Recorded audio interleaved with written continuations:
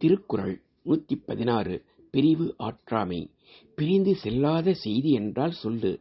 பிரிந்து சென்று விரைந்து வரும் செய்தி என்றால் அதுவரை உயிர் வாழ வல்லவருக்கு சொல்லு. அவருடைய பார்வை முன்பு இன்பம் உடையதாக இருந்தது.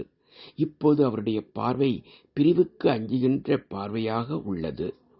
எல்லா காதலரிடத்தும் பிரிவு ஒரு காலத்தில் உள்ளபடியால் அவர் பிரியேன் என்று சொல்லும் உறுதிமொழியை நம்புவது அரிது.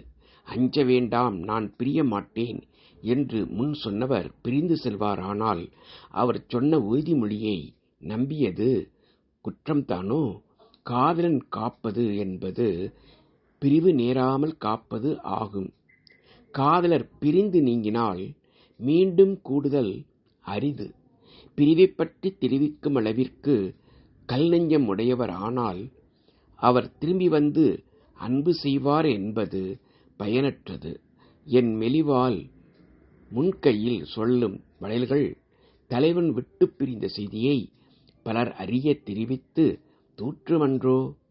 நம் இனத்தவர் நம்மீது அன்பு இல்லாமல் இருப்பது துன்பமானது. இனிய காதலரின் பிரிவு அதைவிட துன்பமானது. நெருப்பு தன்னை தொட்டால் சுடும், காதலர் தன்னை பிரிந்தால் சுடும். பிரிய முடியாத பிரிவிற்கு உடன்பட்டு பிரிந்த பின் பொறுத்திருந்து உயிர் வாழ்வோர் உலகில் பலர்.